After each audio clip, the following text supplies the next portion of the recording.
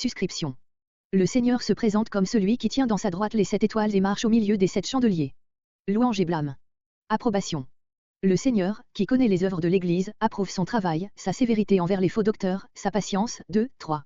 Exhortation à la repentance. Éphèse a perdu son premier amour. Qu'elle y revienne, sinon le chandelier lui sera ôté. Sa haine des Nicolaïtes est un gage de sa repentance. 4 à 6. Invitation et promesse finale. Écoutez les paroles de l'Esprit. Au vainqueur, le Seigneur donnera de l'arbre de vie. 7. À l'Église d'Éphèse. Verset 1. Chapitres 2 et 3 Les épîtres aux 7 églises. Versets 1 à 7 à l'Église d'Éphèse. Comparez Apocalypse 1.19, note.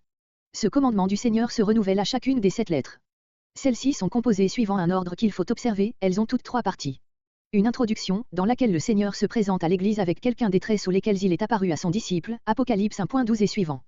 Le choix de ces traits n'est point arbitraire, il est dans un rapport intime, facile à saisir, avec l'état de l'Église à laquelle le Seigneur s'annonce. Le corps même de l'épître qui s'ouvre par cette déclaration de la toute science divine, je connais, ce verbe est suivi du complément, tes œuvres, Apocalypse 2.2-19, Apocalypse 3.2, Apocalypse 3.8, Apocalypse 3.15, ou d'une proposition caractérisant la situation de l'Église. Puis le Seigneur juge la conduite de l'Église, ajoutant le blâme à la louange, sauf pour Smyrne et Philadelphie. Enfin, il fait entendre à l'Église une sérieuse exhortation, qui prend tantôt la forme d'une menace, versets entre 22 et 23, tantôt celle d'une consolation et d'un encouragement, Apocalypse 3.9, Apocalypse 3.10. La conclusion, renfermant une promesse à celui qui vaincra. Cette promesse est précédée dans les 3 premières lettres, suivie dans les 4 dernières, de ces mots solennels, propres à réveiller la conscience, que celui qui a des oreilles écoute ce que l'Esprit dit aux églises. Les 7 lettres sont donc dans un rapport intime avec la vision qui les ouvre, elles en font comprendre le but. Elles forment, avec le premier chapitre, une introduction à toute l'Apocalypse. Il est évident que ces lettres, comme les épîtres du Nouveau Testament, comme toutes les autres écritures, ont un caractère de permanence qui en rend les leçons applicables aux églises de tous les temps, car l'œuvre de Dieu, d'une part et les besoins du cœur de l'homme d'autre part, restent les mêmes au fond, malgré la diversité infinie des circonstances. Mais peut-on aller plus loin, et, parce que l'Apocalypse est un livre prophétique, ces lettres ont-elles déjà ce caractère? En d'autres termes, doit-on voir en chacune d'elles le type d'un état religieux et moral de l'Église de Jésus-Christ à telle époque déterminée de son histoire? D'excellents exégètes l'ont prétendu, voire l'introduction, mais dans l'application de ce principe aux faits, leur vue diffère à l'infini, parce qu'ils sont livrés à l'arbitraire. Il faut donc s'en tenir au sens immédiat, historique et pratique de ces admirables exhortations. La première église à laquelle le Seigneur s'adresse est celle d'Éphèse, célèbre entre toutes les églises de Jésus-Christ dans cette partie de l'Asie mineure, dont elle était le centre, voire l'introduction à l'épître aux Éphésiens. Après Paul, acte 20.31, et son disciple Timothée, 1 Timothée 1.3, Jean lui-même séjourna longtemps au milieu de ce troupeau privilégié. Le Seigneur n'en a pas moins un reproche bien grave à lui adresser, verset 4. Ces mots répétés à chaque lettre, voici ce que dit, rappelle la solennelle formule des prophètes, ainsi a dit l'Éternel, Ésaïe 3.15, Jérémie 2.2, Ézéchiel 3.11, Amos 1.3, Amos 1.6, Amos 1.9, Amos 1.11, Amos 1.13, etc. Le Seigneur tient les 7 étoiles en sa main droite, comparé Apocalypse 1.16, note, Apocalypse 1.20, note, montrant par là que les églises et ceux qui les représentent ou les conduisent, lui appartiennent. Il marche au milieu des 7 chandeliers, comparé Apocalypse 1.13, Apocalypse 1.20 note, il est constamment présent et agissant au milieu des églises, elles reçoivent de lui la lumière et il peut, quand il le veut, ôter le chandelier de sa place, verset 5. Verset 2. Le Seigneur, qui sonde les cœurs et les reins, connaît les œuvres de chaque église, non seulement les entreprises de son activité ou les actions isolées de ses membres, mais toutes les manifestations de sa vie. Ces œuvres, comme les fruits de l'arbre, Matthieu 7.16, Matthieu 7.17, peuvent être bonnes ou mauvaises, Apocalypse 20.12, 2 Corinthiens 5.10. Le mot rendu par labeur implique l'idée de peine, 2 Corinthiens 6.5, et exprime les efforts de l'Église d'Éphèse pour la propagation et la défense de l'Évangile, tandis que la patience, que le Seigneur loue en elle, a rapport aux épreuves, aux souffrances qu'elle supportait pour son nom. Cette double louange, nécessaire à l'encouragement des fidèles dans ces temps difficiles, était si bien fondée que le Seigneur y revient et y insiste, verset 3. Il ne s'agit pas du support personnel que le chrétien doit exercer envers les méchants eux-mêmes, fussent-ils ses ennemis, mais d'une fausse tolérance pratiquée dans l'Église et qui serait la négation de toute vérité et de toute discipline. Dans ce domaine, le méchant doit être repris, et, s'il ne cède point aux avertissements, les membres de l'Église lui témoigneront leur réprobation en n'ayant plus de relation avec lui. Psaume 139.21, 1 Corinthiens 5.9-13. Qui étaient ces prétendus apôtres? On ne peut le déterminer avec certitude. Quelques-uns voient en eux les meneurs parmi les Nicolaïtes, verset 6, mais le titre d'apôtre qu'ils prenaient conduit plutôt à penser qu'il s'agit de docteurs judaïsants, comme ceux qui combattaient Paul, Galates 2.4, Galates 4.17, Galates 5.12, 2 Corinthiens 11.5, 2 Corinthiens 12.11, et imposaient aux chrétiens des ordonnances charnelles, Colossiens 2.16-23. Ils se disaient apôtres, les seuls vrais envoyés de Jésus-Christ. Peut-être leur tentative appartenait-elle au passé. L'Église d'Éphèse les avait éprouvés, soit en observant leur conduite, soit en examinant leur doctrine et elle les avait convaincus de mensonges. En accomplissant avec fidélité ce devoir de toute Église, elle avait montré que ce n'était pas en vain que Paul lui avait précédemment adressé des avertissements à cet égard, voir Acte 20.28-31, 2 Timothée 2.16-18, 2 Timothée 3.1 et suivre. Timothée était à Éphèse quand Paul lui écrivait ces paroles. Jean fit entendre de semblables exhortations, 1 Jean 4.1 et suivant. Verset 3. La même Église qui ne pouvait supporter les méchants savait très bien supporter les maux et les persécutions pour le nom du Seigneur. Dans combien d'églises ne trouve-t-on pas précisément l'inverse? Verset 4. L'œil pénétrant du Seigneur discerne à côté de ce grand zèle pour la propagation de l'Évangile et pour la pureté de la doctrine un triste manque du premier amour, de cette ardeur intime et toute puissante du sentiment qui suit la conversion et qui rend capable de tout sacrifier, tant est grande la joie de l'âme qui peut enfin se dire « Je suis sauvé ». Les uns entendent par le premier amour uniquement l'amour pour Dieu et pour Christ. Ils se fondent sur le fait que cette expression paraît empruntée à la comparaison de l'amour conjugal appliqué aux relations de Dieu avec son peuple, Osée 2.16, Jérémie 2.2, ou de Christ avec l'Église, Éphésiens 5.25, Éphésiens 5.32, 2 Corinthiens 11.2. Les autres objectent que le manque d'amour pour Dieu s'accorderait mal avec les éloges décernés à l'Église dans versets 2 et 3. Ils estiment que le Seigneur a en vue les déficits de l'amour fraternel, qui s'était refroidi dans les cœurs, au milieu des combats du dehors et des discussions du dedans. Il est probable qu'il faut comprendre ce terme de l'un et l'autre amour, étroitement unis en fait et toujours dépendants l'un de l'autre. L'amour pour Dieu est le plus naturellement indiqué par l'expression employée. Il peut faire défaut précisément là où prédomine un zèle sincère, mais amer, Jacques 3.1, sans intelligence, Romains 10.2, pour la défense de la vérité et de la saine doctrine. L'effet immédiat et nécessaire de ce déclin de l'amour pour Dieu est la diminution de l'amour pour le prochain. Les œuvres de l'Église continuent, mais ce ne sont plus les premières œuvres, verset 5, parce que l'esprit de la charité leur manque. Cette activité extérieure fait illusion à l'Église sur ce qui lui manque au-dedans. Verset 5. Cet abandon du premier amour était une chute, 1 Corinthiens 10.12.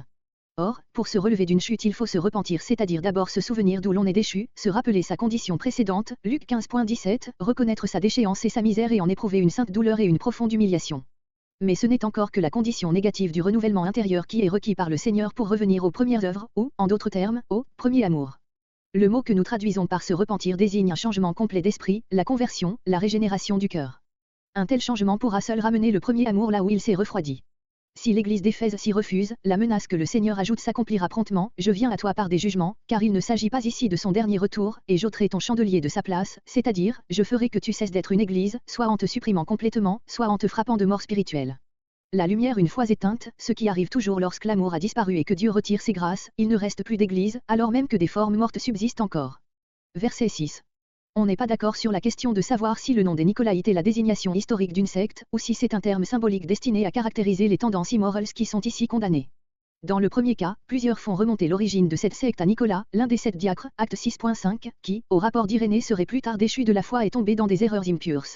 S'il s'agit, au contraire, d'un nom symbolique, comme celui de Jézabel, verset 20, on pourrait être tenté d'y voir l'indication des mêmes égarements qui sont caractérisés au verset 14 sous le nom de « doctrine de Balaam », Nicolas pouvant signifier, en grec, celui qui vince le peuple et Balaam, en hébreu, celui qui engloutit le peuple. Plusieurs ont admis cette opinion, sans qu'il soit bien démontré qu'elle est fondée. Il faudrait pour cela que versets entre 14 et 15 parlassent des mêmes tendances sous 2 noms différents, ce qui est douteux. Quoi qu'il en soit, nous avons probablement ici les funestes erreurs décrites dans les épîtres de Pierre, de Jean et de Jude, une fausse spiritualité, une liberté charnelle qui se livrait à la sensualité sous prétexte qu'elle ne souille pas l'esprit et que pour le chrétien il n'y a plus de loi. Les Éphésiens sont loués d'avoir su haïr ces doctrines et le Seigneur lui-même les hait aussi, par un effet de sa sainteté même. Verset 7. Comparez Matthieu 11.15, Marc 7.16, etc. L'esprit qui parle ainsi aux églises c'est l'esprit du Seigneur qui dicte ses lettres à Jean, 2 Corinthiens 3.17, comparez Romains 8.9, Romains 8.10, Jean 16.13-15. À la fin de chaque lettre, le Seigneur s'adresse aux églises, c'est-à-dire à toutes les églises chrétiennes, à moins qu'on ne limite ce terme aux églises auxquelles l'Apocalypse est adressé. C'est ce que fait la variante de A, qui porte, aux 7 églises. La promesse qui termine chacune de ces lettres a un rapport intime avec l'état spirituel et avec les besoins de l'église à laquelle elle est adressée. Celle d'Éphèse se distingue par son travail, sa patience, sa fidélité dans la doctrine, mais son manque d'amour la mettait en danger de déchoir tout à fait de la vie intérieure et spirituelle. Si elle se repent, verset 5, note, et remporte la victoire dans le combat contre les ennemis du dedans et du dehors, elle parviendra par là même à la plénitude de la vie qui lui est ici promise sous une image bien connue. L'arbre de vie qui était au milieu du paradis de Dieu, Genèse 2.9, était le symbole de la communion intime de l'homme avec son Dieu, source de la vie véritable. Par la chute, l'homme fut exclu de la jouissance de l'arbre, il avait perdu le bien figuré par ce symbole. L'auteur de la vie nouvelle, Jésus-Christ, remet celui qui vaincra, grec le vainquant, en possession de ce qu'il avait perdu, comparé Apocalypse 22.2, note, Apocalypse 22.14, Apocalypse 22.19, il lui procure bien plus encore que ce que l'homme possédait dans son état d'innocence primitive. La plénitude de la vie et de l'amour, tel est le prix magnifique de la victoire.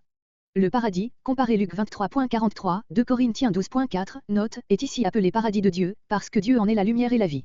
d'après les versions, le Seigneur dirait, le paradis de mon Dieu. Le mot mon manque dans Codex Sinaiticus, A, C. Verset 8. Suscription. Le Seigneur s'annonce comme le principe et la fin de toutes choses et comme le ressuscité, émoticône n'en croyant pas ses yeux. Approbation et consolation. Le Seigneur connaît la richesse de Smyrne, malgré son affliction, sa pauvreté et les calomnies des Juifs ses adversaires. Il la rassure au sujet de la persécution qu'elle a en perspective et l'exhorte à être fidèle jusqu'à la mort pour remporter la couronne de vie. 9, 10. Invitation et promesse finale. Écoutez. Le vainqueur évitera la seconde mort. 11. Versets 8 à 11 à l'église de Smyrne. Ville située à 70 km environ au nord d'Éphèse, au fond d'un golfe qui porte le même nom et s'ouvre sur la mer Égée, non loin de l'île de Chias. Smyrne est aujourd'hui encore remarquable par son commerce. Elle compte 225 000 habitants, parmi lesquels un grand nombre de chrétiens de toutes dénominations. Au temps des apôtres, elle avait avec Éphèse et Pergame, la prétention d'être la première ville de la province d'Asie. Les Juifs y étaient nombreux. On ignore par qui l'église de Smyrne fut fondée. Elle devint célèbre par son évêque martyr, Polycarpe. Apocalypse 1.17, Apocalypse 1.18. À une église qui allait souffrir la persécution, l'affliction pour le nom de Jésus et dont les membres dévalent à donner leur vie pour lui, le Seigneur s'annonce comme celui qui est éternel et qui, lui aussi, a dû donner sa vie pour les siens. Mais s'il a été mort, il est venu à la vie, grec il s'est mis à vivre. Prince de la vie, il assure à ses rachetés la même victoire sur la mort, versets entre 10 et 11. Verset 9. Affliction, pauvreté, quant aux biens de la terre, mais richesse en biens spirituels, Matthieu 6.20, Luc 12.21, 1 Corinthiens 1.5, 2 Corinthiens 6.10, 2 Corinthiens 8.9, tel est l'état de l'église de Smyrne. L'affliction peut s'entendre de la persécution, verset 10, celle-ci peut avoir été cause de la pauvreté des chrétiens de Smyrne, car les persécutés étaient dépouillés de leurs biens, Hébreux 10.34. Pauvres, ils étaient sans défense contre les calomnies, mais cette relation entre les trois épreuves n'est pas certaine. Les mots, tes œuvres ajoutées ici et au verset 13 après, je connais, ne sont pas authentiques. On le comprend, puisqu'à l'égard de ces deux églises le Seigneur a moins à parler d'œuvres que de souffrances et de tentations. Ces Juifs se glorifiaient du nom de Juifs, Romains 2.17, bien qu'ils n'y eussent plus aucun droit, Romains 2.29, parce que leur incrédulité et leur haine de la vérité les rendaient serviteurs de Satan plutôt que du Dieu vivant, Apocalypse 2.24, Apocalypse 3.9, Jean 8.44, Acte 13.10. La qualification de synagogue de Satan faisait contraste avec leur prétention d'être l'Assemblée de l'Éternel, Nombre 16.3, Nombre 20.4. Les Juifs prirent une part active dans les premières persécutions contre les chrétiens, Acte 13.45, Acte 18.6. On sait, entre autres, qu'ils contribuèrent à la mort sanglante de Polycarpe, évêque de Smyrne. Les calomnies de ces Juifs n'étaient pas relatives aux agapes des chrétiens et à la célébration de la scène. Elles consistaient plutôt à les dénoncer aux autorités païennes comme rebelles à César, Luc 23.2, Acte 17.7. Verset 10. Les obstacles mis à l'avancement de l'Évangile et en particulier les persécutions, sont justement attribués au diable, le prince des ténèbres, Apocalypse 12.17. Le diable tente les enfants de Dieu pour les perdre, Luc 22.31, 1 Pierre 5.8. Mais ne peut les tenter qu'avec la permission de Dieu, qui règle son action et ne lui permet pas de les tenter au-delà de leur force, Matthieu 24.22, 1 Corinthiens 10.13. Il faut probablement entendre ces 10 jours au sens propre, ou du moins, comme désignant une courte durée, proportionnée à la force de résistance des fidèles. Le nombre 10, dans son sens symbolique, signifie ce qui est complet au point de vue humain, comparez Daniel 1.12, Daniel 1.14, le Seigneur promet à tous ceux qui endurent avec fidélité et constance l'affliction pour son nom qu'il saura y mettre un terme et les en délivrer. Si ces paroles annonçaient à l'église de Smyrne qu'elle aurait à souffrir le martyre, la mort pour le nom de Jésus, elles lui promettaient aussi une victoire assurée et glorieuse. Comparez sur cette belle image, la couronne de la vie, ou de la gloire, ou de la justice, 1 Corinthiens 9.25, Jacques 1.12, 1 Pierre 5.4, 2 Timothée 4.8. La vie elle-même constituera la couronne du fidèle. Ici-bas, cachée avec Christ en Dieu, elle apparaîtra un jour et sera la gloire du croyant, Colossiens 3.3, Colossiens 3.4. Verset 11. Grec, ne recevra pas d'hommage, injure, 2. Luc 10.19, Apocalypse 6.6, Apocalypse 7.2, Apocalypse 7.3. La seconde mort, Apocalypse 20.6-14, Apocalypse 21.8, Daniel 12.2, c'est la séparation complète éternelle d'avec Dieu qui est seule la source de la vie, c'est donc une mort définitive. Celui qui, dès ici-bas, possède la vie spirituelle, impérissable, au point de consacrer à Dieu sa vie naturelle en le glorifiant par le martyre, n'a plus rien à craindre de la mort seconde. Et cette assurance, à son tour, donne à l'homme le courage de sacrifier joyeusement sa vie à celui qui l'a sauvé. Verset 12. Suscription. Le Seigneur s'annonce comme celui qui porte l'épée du justicier, 12. Approbation, blâme, exhortation à la repentance. Le Seigneur connaît les dangers auxquels l'Église est exposée et sa fidélité dans la persécution. Il lui reproche les faux docteurs qu'elle a dans son sein. Il la presse de se repentir, sinon il viendra exercer ses jugements sur eux, 13 à 16. Invitation et promesse finale. Écoutez. Le vainqueur recevra de la manne cachée, un caillou blanc, un nouveau nom, 17. Versets 12 à 17 à l'église de Pergame. Ancienne capitale florissante dans les temps qui suivirent Alexandre le Grand. Sous la domination romaine, dès 133 avant Jésus-Christ, elle fut le siège d'un tribunal principal. Elle était située à 80 km au nord de Smyrne, en Mysie, au bord du Caïcus, à une trentaine de kilomètres de la mer Égée.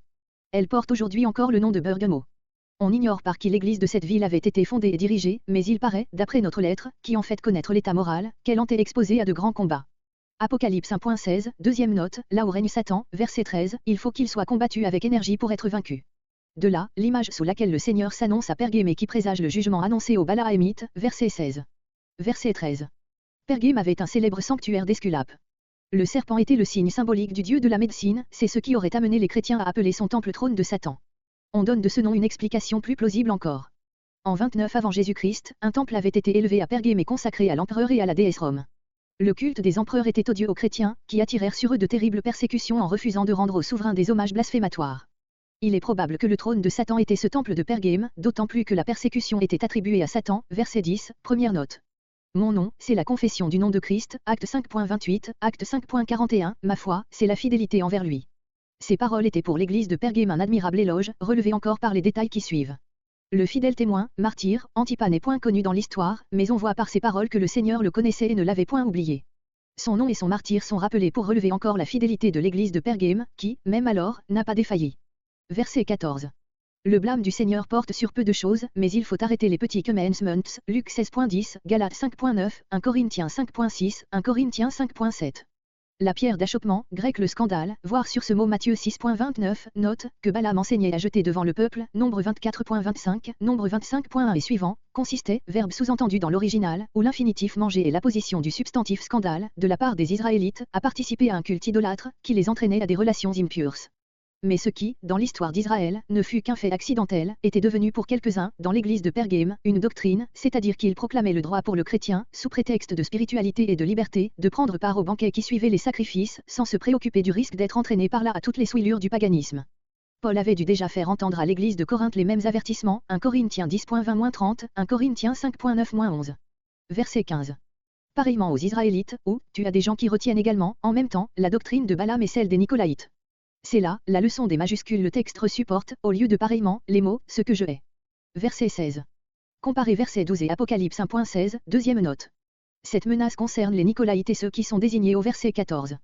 L'Église en entier devait se repentir, comparez verset 5, note, à cause d'eux et avec eux. Sans cela, le Seigneur annonce un jugement qui sera exécuté par l'épée de sa bouche, Apocalypse 1.16, deuxième note, c'est-à-dire par sa parole toute puissante, cette même parole qui fait vivre et qui fait mourir, Ésaïe 11.4. Dans cette image il y a peut-être une réminiscence du trait rapporté Nombre 22.31. Verset 17. L'épithète de caché a été expliquée de diverses manières. On y a vu une allusion au fait que, dans le lieu très saint du premier temple, on conservait de la manne, en souvenir de la nourriture que l'Éternel avait accordée à son peuple au désert. D'autres retrouvent ici la tradition juive d'après laquelle l'arche et le vase qui contenait la manne avaient été cachés par le prophète Jérémie avant la destruction du temple et devaient reparaître à l'avènement du Messie, 2.1 et suivant. Suivant plusieurs interprètes, la manne serait considérée ici comme l'image du vrai pain du ciel, qui est le Seigneur Jésus lui-même, Jean 6.31-35. Mais c'est au vainqueur que le Seigneur fait cette promesse, dont l'accomplissement nous transporte sur le seuil de l'économie future.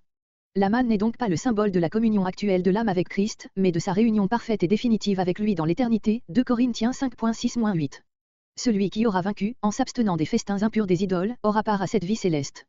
L'aliment qu'il la lui communiquera et l'entretiendra en lui peut être appelé la manne cachée, parce qu'il échappe à notre entière connaissance et ne sera manifesté qu'à l'apparition du Seigneur, 1 Corinthiens 2.7-9, 1 Jean 3.2. Cette image n'ayant point d'analogie dans les Écritures, a été expliquée de bien des manières différentes. Les uns ont pensé à l'usage selon lequel les juges écrivaient sur une pierre blanche, signe de l'innocence, le nom de l'accusé qu'ils voulaient absoudre. D'autres pensent à des amulettes que les visiteurs du temple d'Esculape emportaient avec eux. Comme le livre de l'Apocalypse n'emprunte guère ces images aux muresses des païens, mais souvent à l'Ancien Testament, il est plus probable que nous avons ici une allusion à quelque ornement du costume du souverain sacrificateur, par exemple aux pierres des épaulettes de l'éphod ou à celles du pectoral, sur lesquelles les noms des 12 tribus étaient gravés, Exode 28.9-21. La promesse emporterait alors, d'une part, l'idée de la sacrificature dont l'enfant de Dieu est revêtu, d'autre part, une marque personnelle de la grâce, garant de l'assurance du salut et qui était d'un prix infini en présence des dangers auxquels l'église de Pergame était exposée, verset 13, comparé Apocalypse 3.12, Apocalypse 7.3, Apocalypse 14.1. Le nom inscrit, personne ne le connaît, sinon celui qui le reçoit, parce qu'il exprime un rapport intime entre cette âme et son Dieu, et cela, lui donne un trait de ressemblance avec son Sauveur, Apocalypse 19.12. Ce nom enfin est nouveau, comparé Ésaïe 62.2, parce qu'il date du jour où a commencé ce rapport avec Dieu et révèle la gloire future du racheté, 1 Jean 3.2, 1 Corinthiens 13.9 et suivant. Cette pensée revient sans cesse dans l'Apocalypse, qui annonce le renouvellement de toutes choses.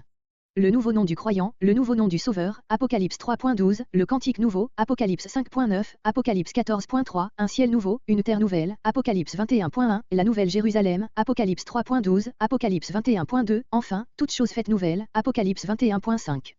Tout se tient dans l'économie de la grâce. Il faut que toute chose soit faite nouvelle en nous, pour que nous puissions louer un jour de toutes les choses que le Seigneur aura renouvelées. Verset 18. Suscription. Le Fils de Dieu s'annonce sous des traits qui relèvent sa sainteté, sa toute science et sa puissance. 18. Approbation, blâme et châtiment, exhortation. Éloge. Le Seigneur énumère les qualités de l'Église, qui a progressé. 19. Désapprobation et menace. Il lui reproche sa tolérance à l'égard de Jézabel. Celle-ci ne veut pas profiter du temps qu'il lui a laissé pour se repentir, aussi va-t-il la punir, elle et ses partisans, de telle sorte que toutes les églises le reconnaîtront comme le juge infaillible. 20 à 23. Encouragement aux fidèles. À ceux qui ne se sont pas laissés égarer, le Seigneur promet de ne pas imposer d'autres épreuves. Il les exhorte à persévérer jusqu'à son retour. 24, 28. Promesses et invitations. Le vainqueur dominera sur les nations, ayant part au pouvoir que Christ a reçu de son Père et étant associé à sa gloire. Écoutez ce que l'Esprit dit aux églises. 26 à 29. Versets 18 à 29 à l'église de Thyatire. Petite ville de la Lydie, située dans une plaine arrosée par le Lycus, à environ 70 km de Pergame, entre cette ville et Sardes. C'était une colonie macédonienne connue par son commerce en étoffe, comparé Acte 16.14. Aujourd'hui, c'est un bourg turc appelé Akaïsar. Comparé Apocalypse 1.14, Apocalypse 1.15. La dénomination le Fils de Dieu ne se trouve pas ailleurs dans l'Apocalypse. Ce titre est donné au Christ en vue de la manifestation de sa puissance décrite au verset 27. Les traits qui caractérisent ici le Seigneur ont sans doute rapport à la menace exprimée au verset 23. Verset 19. L'amour, pour Dieu et les frères, s'était si peu refroidi, qu'il produisait dans l'église de Thyatire une grande activité. Le mot service, grec diaconie, indique tout travail, toute bienfaisance, surtout en faveur des pauvres, Actes 11.29, 1 Corinthiens 16.15, 2 Corinthiens 9.12. Cet amour, allié à une foi vivante, ce terme signifie aussi fidélité, versets entre 10 et 13, se montrait encore par la patience, ou persévérance, que le Seigneur avait loué également dans l'église d'Éphèse. Il y avait même ici un progrès si marqué, que les dernières œuvres étaient plus nombreuses que les œuvres du premier amour, précisément l'inverse de ce qui s'était passé à Éphèse, versets 4 et 6. Comparez aussi 2 Pierre 2.20. L'état spirituel de l'église de Thyatire était donc à divers égards très florissant, et pourtant. Comparez verset 20. Verset 20. Même péché qu'à Pergame, verset 14. Selon quelques interprètes, cette Jézabel ne serait qu'une tendance, une secte personnifiée et désignée par le nom de la fameuse reine d'Israël, un roi 16.31, un roi 18.4, un roi 19.1, un roi 21.5 et suivant, 2 rois 9.22 et suivant, parce que cette dernière était ardente à propager l'idolâtrie et à combattre les serviteurs de Dieu. Mais cette opinion est aujourd'hui rejetée par les meilleurs exégètes et avec raison. L'analogie avec verset 14, où des hommes réels, enseignant les mêmes principes corrompus, sont qualifiés de disciples de Balaam, surtout ce qui est reproché à cette femme, qu'elle se dit prophétesse, qu'elle enseigne et séduit, enfin la menace proférée contre elle, versets entre 22 et 23, tout cela indique clairement une personne réelle. On a émis récemment l'hypothèse, Shuré, que Jézabel était prêtresse d'un sanctuaire de la Sibylle chaldéenne qui se trouvait à Thyatire, c'eût été donc une païenne. Mais le reproche, tu laisses faire, montre que Jézabel, comme les Nicolaïtes, verset 15, appartenait à l'Église. C'était une prophétesse chrétienne à tendance libertine. Ce qui ne veut point dire qu'elle s'appela Jézabel, ce nom lui est donné par allusion à la femme d'Achabé. A. Q. La pesquito porte, ta femme, ce qui a conduit plusieurs interprètes Bengel entre autres, à voir dans cette Jézabel la femme de l'évêque de Thyatire. Cela est inadmissible, car cette variante n'a pas pour elle le témoignage des meilleurs manuscrits. L'ange de l'Église n'était probablement pas lui-même un personnage de l'Église, comparé à Apocalypse 1.20, deuxième note. S'il l'avait été, quelle Église apostolique l'aurait souffert avec de telles abominations dans sa maison? Verset 23. S'il ne se repentant pas des œuvres qu'elle leur enseigne, grec de ses œuvres, des œuvres dont Jézabel est l'instigatrice. La menace formulée dans ces versets annonce de terribles jugements de Dieu sur cette fausse prophétesse et sur tous ses adhérents, jugements dont les termes et les images sont aussi empruntés à l'histoire de la destruction de la maison de Jézabel, 2 Rois 10.1 et suivant. Encore ici les interprètes se décident pour le sens littéral ou le sens figuré, selon qu'ils voient dans Jézabel un personnage réel ou un nom symbolique. Toutefois, même dans le premier cas, on peut entendre divers traits de cette menace dans un sens moral, tandis que d'autres ont leur signification littérale. Ainsi, jeter quelqu'un sur un lit ne peut signifier que le châtier par une sévère maladie, frapper, grec tuer, de mort, ne saurait avoir que son sens propre. Mais ceux qui commettent adultère avec elle peuvent être ceux qu'elle a entraînés à l'idolâtrie, ses enfants, ceux qu'elle a séduits. Quoi qu'il en soit, le but de ce sévère jugement sera de révéler à toutes les églises, dans lesquelles les désordres de Thyatire avaient eu du retentissement, la toute science et l'inflexible justice de celui qui sonde les reins et les cœurs et qui rend à chacun selon ses œuvres, Jérémie 11.20, Jérémie 17.10, Psaume 7.10, Psaume 62.12. Verset 24. Le Seigneur s'adresse aux autres, au reste de l'Église, qui n'avaient pas été infectés par cette doctrine. Ce mot prouve qu'il s'agissait, non pas seulement d'actions coupables, de péchés, mais de principes et d'enseignements mensongers. Ceux qui les professaient se vantaient d'une grande profondeur de pensée, comme le font toujours les hommes qui méprisent la simplicité de l'Évangile. C'est cette orgueilleuse vanterie qu'expriment les mots, comme ils disent. Mais le Seigneur, au lieu de leur accorder que ce soit là une profondeur de Dieu, 1 Corinthiens 2.10, retourne contre leurs paroles avec une sainte ironie, en ne leur reconnaissant qu'une profondeur de Satan, de celui qui les séduit. C'est de même qu'il nomme, verset 9, ceux qui se vantaient d'être juifs, une synagogue de Satan. D'autres estiment que la place des mots, comme ils disent, après Satan, oblige à les rapporter à la locution tout entière, les profondeurs de Satan, et que les faux docteurs employaient eux-mêmes cette expression pour justifier leur libertinage. Le chrétien devait connaître, par son expérience, les profondeurs de Satan, c'est-à-dire la puissance du paganisme et les abîmes du péché. À ceux qui se sont conservés purs de ces erreurs et de ces souillures, le Seigneur ne fait point de menaces, il les rassure et les console, au contraire, en leur déclarant qu'aucun autre fardeau ne sera ajouté aux épreuves déjà assez douloureuses qu'ils auront à endurer lorsque le Seigneur exécutera ses jugements sur Jézabel et ses partisans, versets entre 22 et 23. La miséricorde est toujours jointe à la sévère justice. D'autres, avec moins de raison peut-être, entendent par fardeau des prescriptions légales, acte 15.28, et y voient une allusion aux ordonnances que la conférence de Jérusalem avait édictées pour interdire aux chrétiens d'origine païenne l'usage des viandes sacrifiées aux idoles et l'impudicité. Verset 25. Ceux qui l'ont est indiqué au verset 19. Le retenir jusqu'à la fin, telle est la fidélité des serviteurs de Dieu, Apocalypse 2.26, Apocalypse 3.11, Apocalypse 2.10, comparez Matthieu 10.22. Ceux qui voient dans le verset précédent la promesse de ne pas imposer de nouvelles prescriptions, trouvent dans ces paroles la recommandation d'observer les règles établies. Verset 27. Le Seigneur promet au vainqueur de le faire participer à toute la puissance de roi, à toute l'autorité de juge qu'il a lui-même reçue de son Père et qu'il décrit dans les termes du psaume 2.9, comparé Apocalypse 1.9, Apocalypse 3.21, Apocalypse 20.4, Matthieu 19.28, Romains 5.17, 1 Corinthiens 6.3, 2 Timothée 2.12. Pour la première fois, la promesse faite au vainqueur précède l'exhortation à écouter ce que l'Esprit dit aux églises. Verset 28. L'étoile du matin annonce le jour, la lumière, elle est l'emblème de la gloire future du règne de Jésus-Christ. Le Seigneur porte lui-même ce beau nom, Apocalypse 22.16, et il est notre lumière et notre gloire pour l'éternité, comparé 2 Pierre 1.19, 1 Corinthiens 15.49, Matthieu 13.43, Daniel 12.3. Je lui donnerai l'étoile du matin peut signifier, je le rendrai tel qu'il annonce et hâte la venue du jour, ou, je l'associerai à ma gloire. L'image hardie du texte est difficile à expliquer.